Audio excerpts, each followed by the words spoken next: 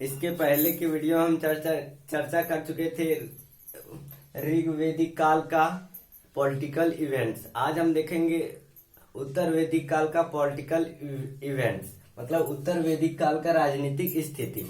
हम देखते हैं ऋग्वेदिक काल में क्या थे। लोग घुमंतु थे, वंशानुगत थे, लोकतांत्रिक, मतलब कि राजा का तंत्र होता था, फिर भी चुनाव होता था।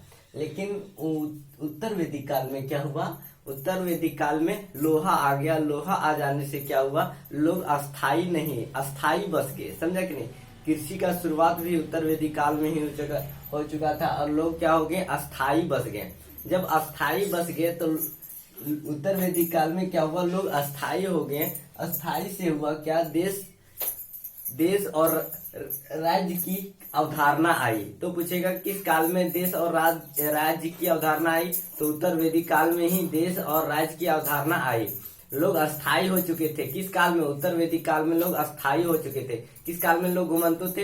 तो ऋग्वेदिक काल में लोग क्या थे? घुमंतु थे। और इस काल में क्या हुआ? लोग अस्थाई हो चुके थे।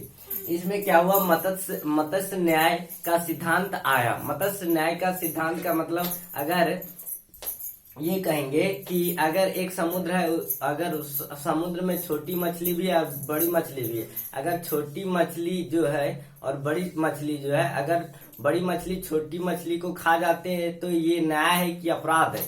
तो हम ये कह सकते हैं कि अगर बड़ी मछली छोटी मछली को खा जाती है तो ये न्याय है। क्यों? क्योंकि अगर छोटी मछली की जनसंख्या ज्यादा हो जाएगा तो क्या हो जाएगा? जल प्रदूषित हो जाएगा। तो मत्स्य न्याय का मतलब हो गया छोटे छोटे जन को मिलाकर क्या बनाया गया? एक जनपद बनाया गया। छोटे छोटे जन मिलाकर क्या बनाया गया? जनपद का निर्माण हुआ। तो ऋग्वेदिक काल में क्या था? जन था। लेकिन उत्तर वैदिक काल में क्या हो गया? जनपद हो गया। और बुद्ध काल में क्या हो जाएगा? महाजनपद। समझा कि नहीं? तो जन किस काल में आया? तो ऋग्वेदिक काल में। जनपद कब आया? तो उत्तर वैदिक काल में। और महाजनपद बुद्ध काल में आ गया है। अब हम देखते हैं उत्तर वैदिक काल का कर प्रणाली। समझे कि नहीं? उत्तर वैदिक काल के कर प्रणाली के बारे में देख लेते हैं। तो उत्तर वैदिक काल में दो प्रकार के कर थे।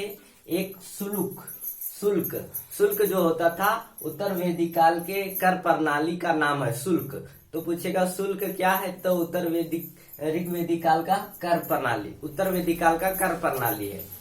क्या है? उत्तर वैदिक काल का कर प्रणाली। ये सभी व्यवसायों से लिया जाता था शुल्क।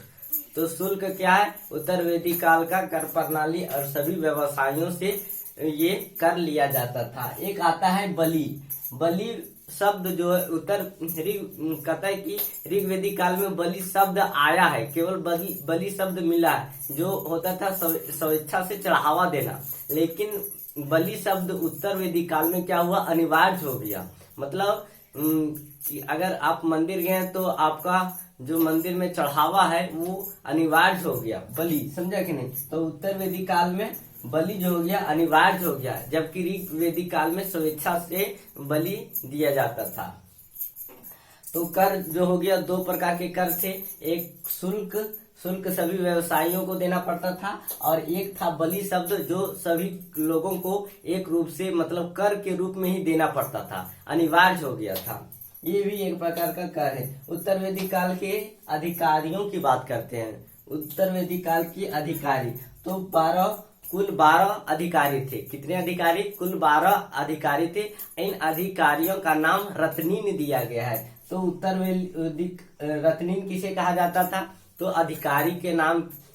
अधिकारियों को कहा जाता था रत्नीन। अधिकारी या मंत्री को कहा जाता था, क्या कहा जाता था? रत्नीन कहा जाता था। रत्नीन क्या है?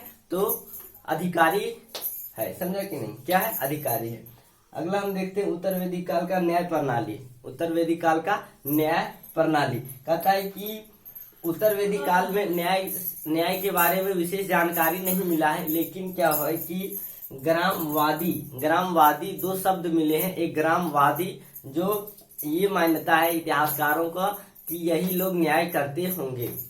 तो ग्रामवादी क्या था? उत्तर वैदिक का न्याय प्रणाली था। ये शब्द मिले हैं। पुलिस आर्मी की कोई व्यवस्था नहीं था। पुलिस सेना कुछ भी नहीं था उत्तर वैदिक काल में। तो ये थे हमारे उत्तर वैदिक काल का पॉलिटिकल इवेंट्स। वीडियो को लाइक करो, सब्सक्राइब करो, आगे बढ़ाओ।